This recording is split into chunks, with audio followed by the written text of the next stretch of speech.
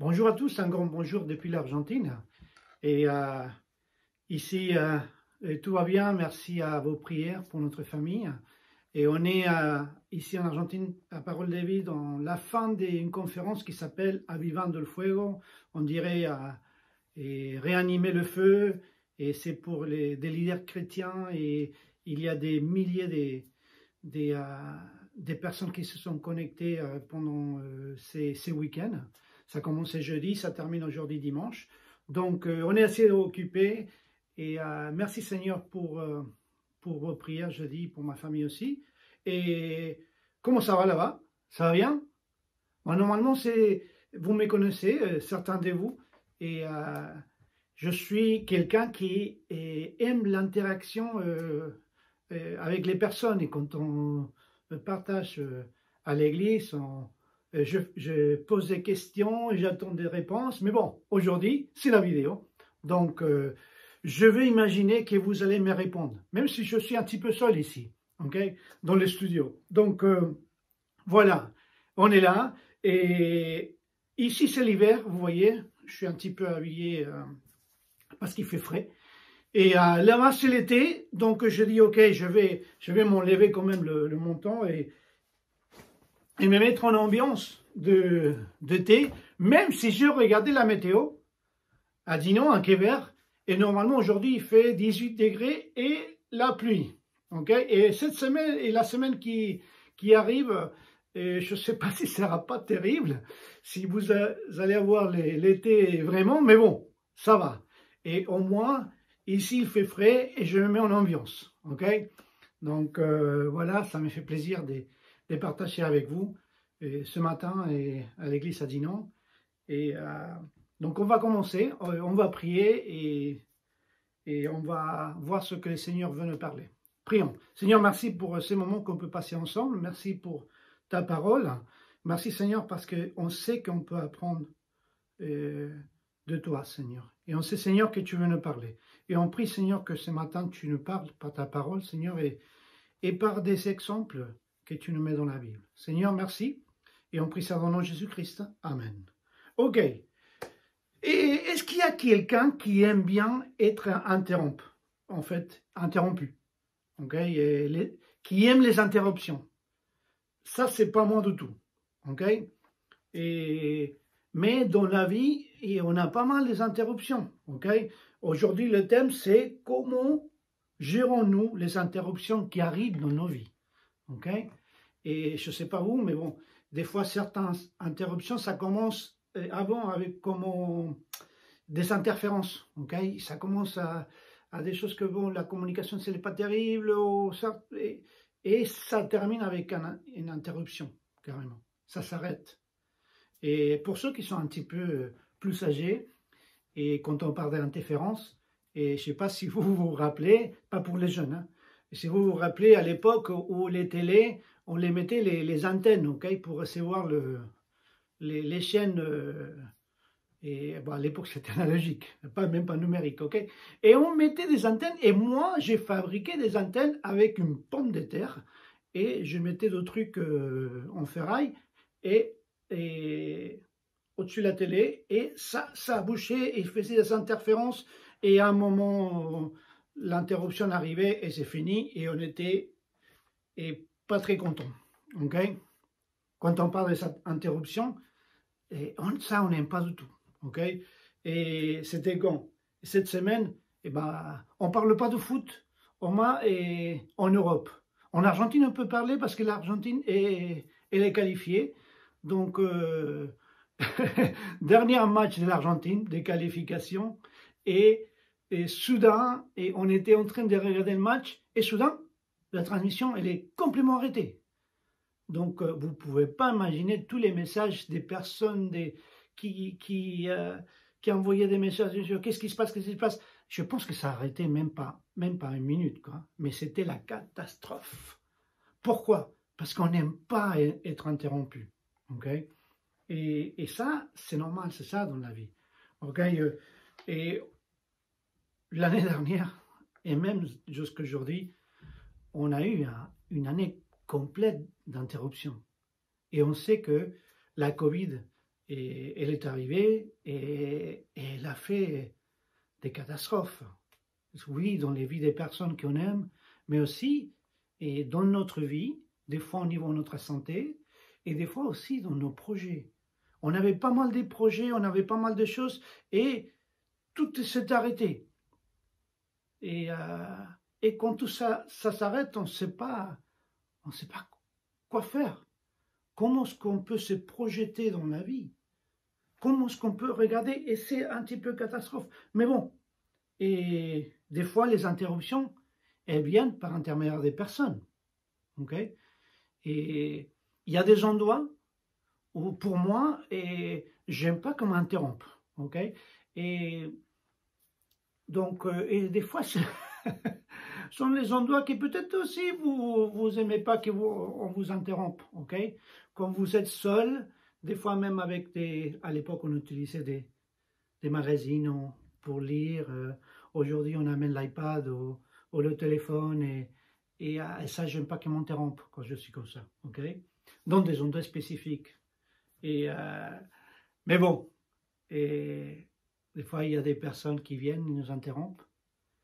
Quand on est dans un projet fixé, on doit faire des choses et la plupart du temps, la plupart du temps, non, excusez-moi, certaines personnes nous interrompent et des fois parce qu'en fait, on pense qu'on ne peut pas arriver. Okay? Et on pense que peut-être c'est impossible. Donc, et eux, ils pensent que c'est impossible les choses qu'on peut arriver à faire, donc du coup, ils viennent, ils l'interrompent. Il y a un dicton qui dit, dites à ceux qui pensent que c'est impossible à faire, de ne pas interrompre à ceux qui font. Dites à ceux qui pensent que c'est impossible à faire, de ne pas interrompre à ceux qui font. Les interruptions. Et comment gérons-nous les interruptions qui arrivent dans nos vies? Comment est-ce qu'on a géré l'année qui vient de passer? Okay? Et dans la Bible, on va trouver certains personnages, certaines personnes qui ont vécu des interruptions, mais incroyables dans leur vie. Et je vous encourage aujourd'hui à apprendre d'eux. Donc nous allons apprendre de certains personnages dans la Bible qui ont dû gérer certaines interruptions, et c'est les interruptions carrément inattendues. Okay? Pour comprendre aussi comment eux, ces personnages dans la Bible, ils sont gérés, les interruptions, nous allons analyser 3 aspects. Okay? Donc c'est simple. On va voir la réalité de leur entourage. Et quand on parle de la réalité de l'entourage, on va parler de la culture, l'état de leur vie et les situations où ils se trouvaient. Et donc ça, c'est la réalité de l'entourage. On va parler aussi, on va voir leurs réactions, okay, à cette interruption. Donc là, on va voir que la plupart, ils étaient perplexes. Okay? Ils avaient peur. Okay? Ils étaient préoccupés. Okay? Et même avec ça, on va voir aussi ses réponses. Et aussi, on va voir les résultats. Okay? Et dans le résultat, vous allez voir qu'on va trouver toujours la grâce qui vient toujours de Dieu. Et qui est pour ces personnes qui ont besoin de la grâce de Dieu pour ces moments inattendus dans leur vie, mais aussi on va voir la bénédiction de Dieu. La bénédiction de Dieu par intermédiaire de ces personnes aux autres. Donc voilà, 3 aspects et presque une 4e, mais la réalité de l'entourage, leur réaction et réponse et le résultat. Okay? Donc ces personnages que nous allons voir, Dieu les a utilisés d'une façon incroyable. Mais ils ont passé des interruptions aussi incroyables dans leur vie. Ok? Vous êtes prêts? Allez, on commence. J'en ai quelques-uns, mais peut-être aujourd'hui on va arriver à 2. Ok? Donc, la première personne que je veux partager avec vous aujourd'hui, c'est Marie, la mère du Seigneur Jésus. Ok? Donc, on va aller à Luc, l'évangile de Luc, chapitre 1, verset 26. Donc, je vais lire. Chapitre 1, verset 26. On a aussi jusqu'au verset 31 et verset 37 et 38. Ok? Ça dit 6 mois plus tard, Dieu envoya l'ange Gabriel dans une ville de Galilée appelée Nazareth. J'ai une jeune fille liée par fiançailles à un homme nommé Joseph, un descendant de David. Cette jeune fille s'appelait Marie. L'ange entra chez elle et lui dit, « Réjouis-toi, toi à qui Dieu a accordé sa faveur. Le Seigneur est avec toi. » Marie fut profondément troublée par ces paroles. Elle s'est demandé ce que signifiait cette salutation. L'ange lui dit alors, « N'aie pas peur, Marie, car Dieu t'a accordé sa faveur. Voici, bientôt tu seras enceinte et tu mettras au monde un fils. Tu le nommeras Jésus. » Marie dit à l'ange, « Comment cela se fera-t-il puisque je suis vierge?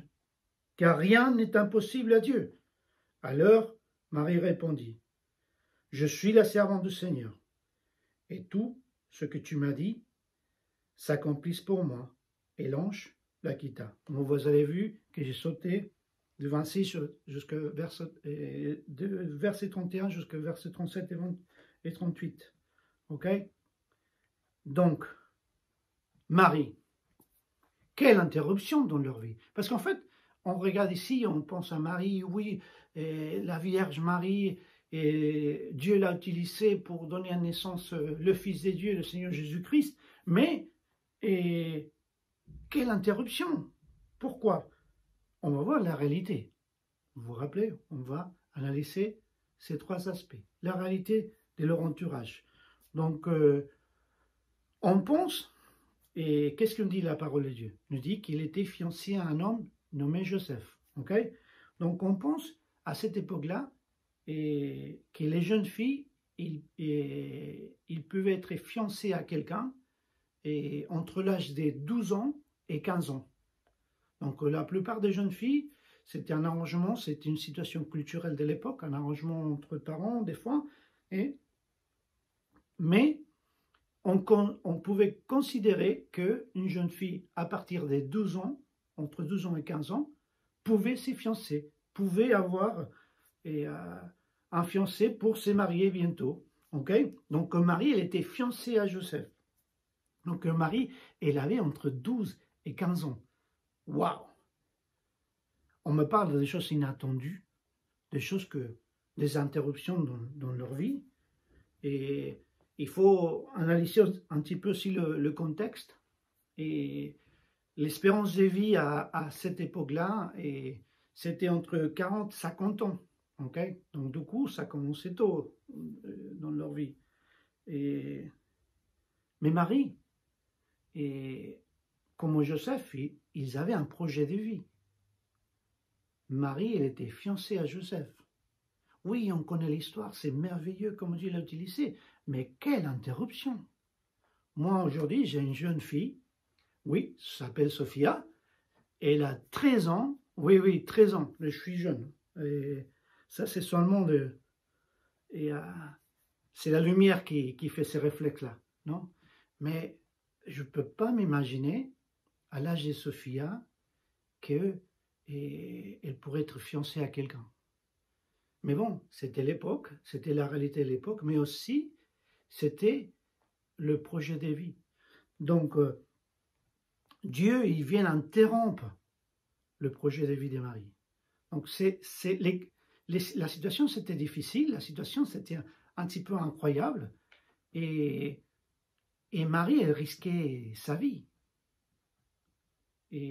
Parce qu'en fait, tomber enceinte avant d'être mariée, et on ne va pas analyser toute l'histoire, on ne va pas lire comment l'ange, après, l'ange Gabriel, il a paru à Joseph et il a parlé par rapport à Marie, mais on se concentre aujourd'hui à quelle interruption. Et quand Dieu il interrompt nos projets de vie, et avec une situation peut-être pas comme ça, mais d'autres choses dans notre vie, et c'était le cours normal, et soudain, ça a changé. Comment est-ce que nous, on agit? Comment est-ce que Marie, elle agit? On va voir ses réactions. Okay? On passe, elle était perplexe. Vous vous rappelez que j'avais dit que, en fait, la plupart de ces personnages qu'on va parler, ils ont été perplexes, ils ont eu peur. Regardez ce que dit Marie. Marie fut profondément troublée, dit le verset. L'ange, il a dit, n'aie pas peur, Marie. Il avait de la préoccupation aussi. Elle s'est demandé, ça dit le verset, ce que signifiait cette salutation de l'ange. Marie a dit à l'ange, comment cela se fera-t-il? C'est impossible. Il dit, comment cela se fera-t-il si je suis vierge, si je n'ai pas connu un homme? Cette situation, c'est impossible. Waouh!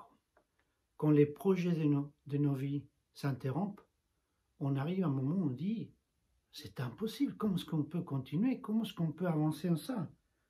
J'ai un verset pour vous. Et c'est là, en Luc chapitre 1, 37. Pour ce que pour nous c'est impossible, Luc 1, 37, ça dit, car rien n'est impossible pour Dieu. Donc voilà, la réalité, l'entourage, la culture, la réaction, c'est normal. Okay? Il a eu peur, il était perplexe. Des fois, on juge aux personnes parce qu'ils passent des moments difficiles ou des interruptions difficiles dans leur vie. Et tu dis, ah oui, tu dois croire en Dieu, tu dois, vous devez avoir plus confiance en Dieu, allez-y. Il ne faut pas demander le pourquoi et pourquoi Dieu a fait ça. Non, non, il ne faut pas demander ça. Non, non, on a le droit d'être préoccupé. Et on a le droit d'avoir peur. C'est normal. Et on est des personnes avec une chair, avec des émotions, et Dieu, il connaît ça. Et donc, on a vu les réactions de Marie et sa réponse. Et c'est là qu'on va commencer à apprendre par rapport à Marie. Et Marie, dans les versets, il dit, « Je suis la servante du Seigneur, que tout ce que tu m'as dit s'accomplisse pour moi. » Donc, qu'est-ce qu'on a vu dans la réponse des maris? On a vu d'abord l'acceptation et tout de suite l'obéissance. Je suis la servante du Seigneur, que tout ce que tu m'as dit s'accomplisse. Et acceptation. Qu'est-ce que c'est difficile d'accepter quand on a l'interruption et quand ça touche un projet de nos vies. Mais bon, le Seigneur, qui pour lui, rien n'est impossible, il nous demande, comme Marie, d'accepter, mais d'obéir, de lui obéir. Il aura des bons résultats. Vous vous rappelez que je dis, les résultats, ils seront attachés toujours, et on va voir la grâce de Dieu vers la personne, mais aussi on va voir une bénédiction. Regardez envers Marie, la grâce de Dieu. Ça dit, le verset, « Réjouis-toi, toi à qui Dieu a accordé sa faveur. » Et quand on parle de la faveur de Dieu, c'est la grâce, c'est un don, un cadeau qu'on ne mérite pas.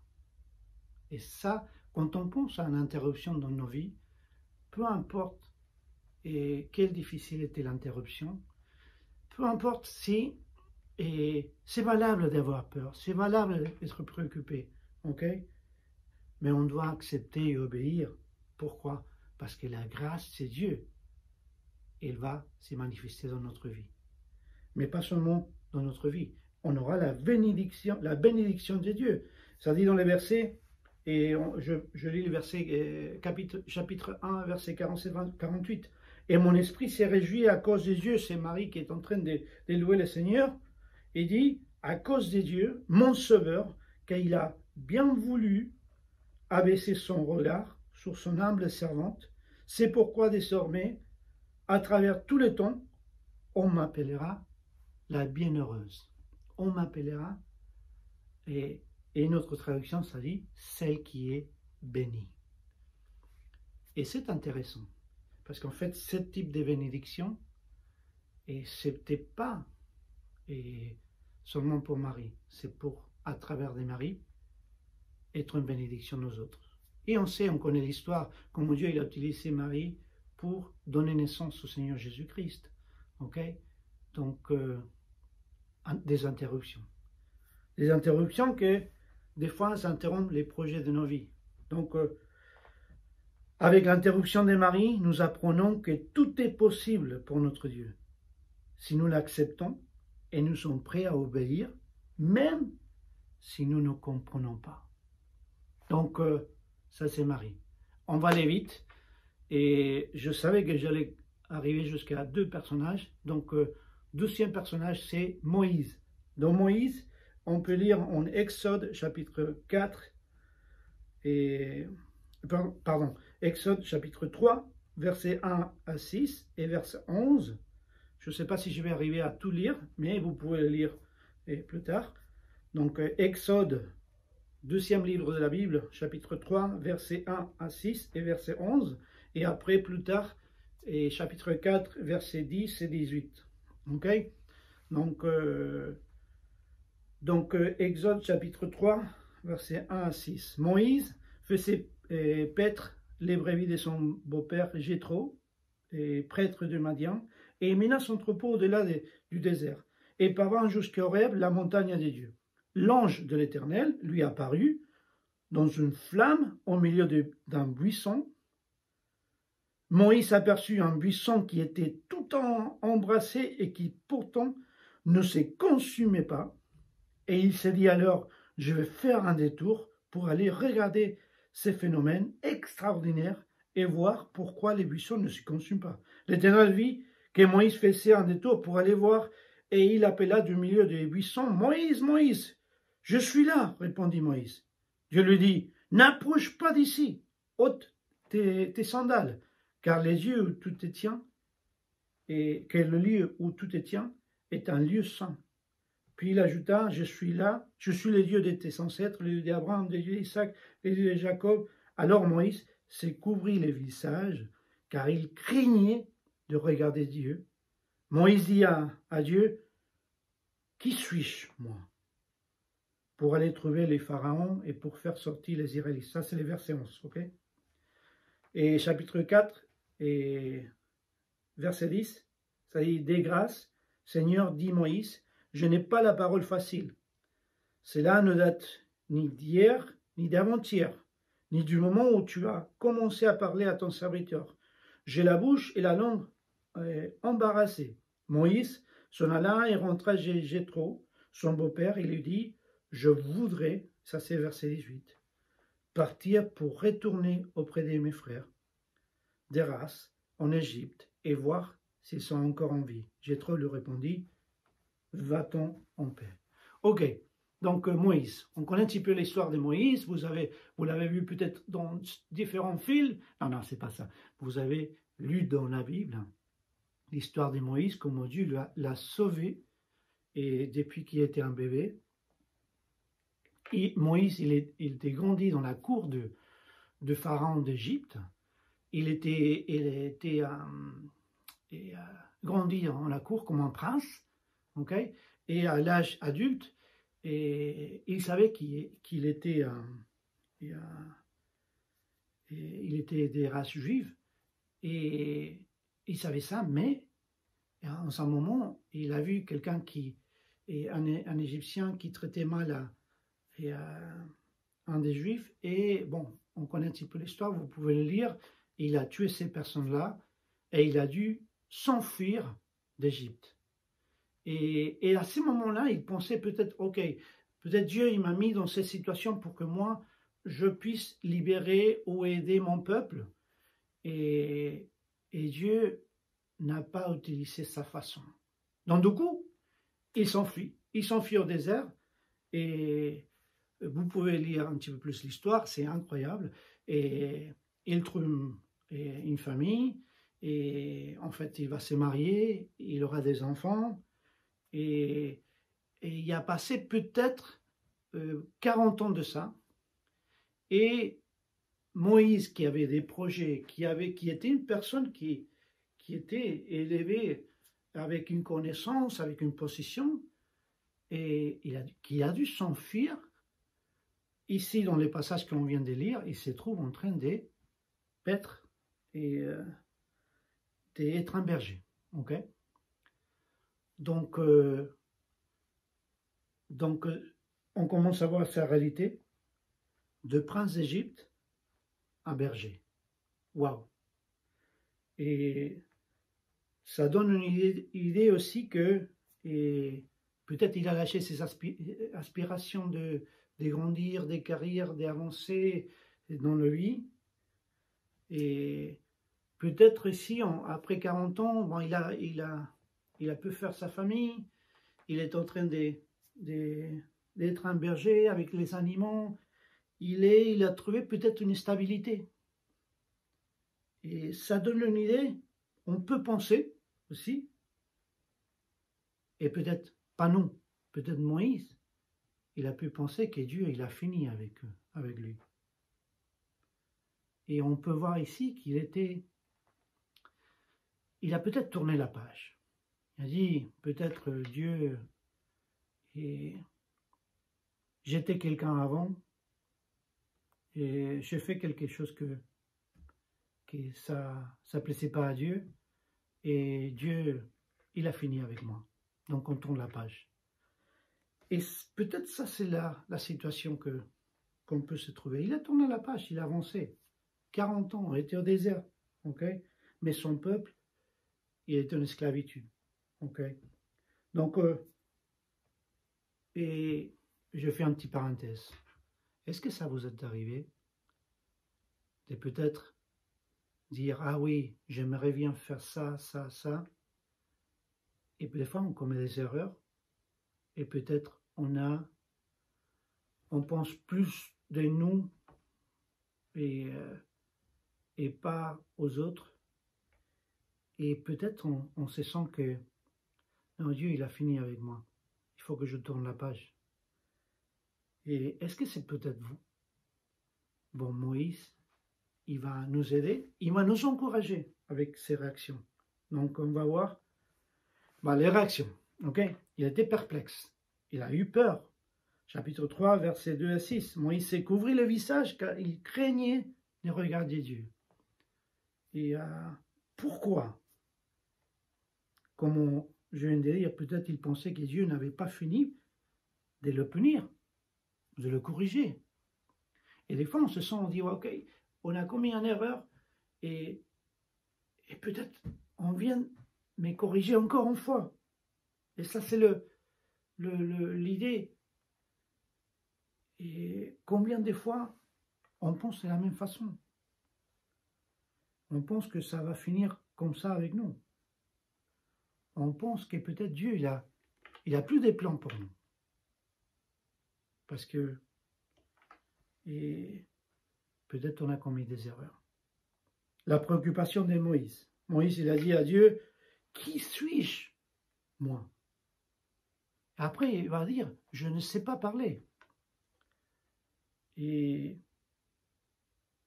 Dieu, dans cette interruption, qui était cet arbre en buisson qui s'enflammait, c'est là où Dieu il est en train d'interrompre les stabilités, le tourner des pages de Moïse et dire non, non, non, je n'ai pas fini avec toi, Moïse. Et Moïse, on va trouver la réponse plus tard, il dit, Moïse s'en alla et rentra chez Jéthro, son beau-père, il lui dit, je voudrais partir. Il a obéi. Obéissance. Encore une fois, l'obéissance. Le résultat, la grâce de Dieu. Et on peut lire en Exode chapitre 4, 31, ça dit que le peuple, il était convaincu. Pourquoi? Parce qu'en fait, Moïse, il était tellement déçu de lui-même qu'il ne croyait même pas en lui. Mais Dieu, il croyait en lui. Et la grâce de Dieu, c'est cadeau et qu'on ne mérite pas. Mais pas seulement ça, on voit la bénédiction pour les autres. Pourquoi? En fait, Dieu il a utilisé Moïse pour faire sortir son peuple d'Égypte, de l'esclavage. Donc voilà, on arrivait à deux personnages. Avec et Marie, on a appris que avec l'interruption de Marie, nous apprenons que tout est possible pour notre Dieu si nous l'acceptons. Si nous acceptons cette interruption, les interruptions qui qui met dans les projets de nos vies. Et nous sommes prêts à l'obéir, même si nous ne comprenons pas. Avec l'interruption de Moïse, nous apprenons que malgré les erreurs que nous avons faites dans la vie, dans nos vies, Dieu n'a pas tourné la page avec nous. Et j'espère que on ne veut pas lâcher, qu'on veut continuer.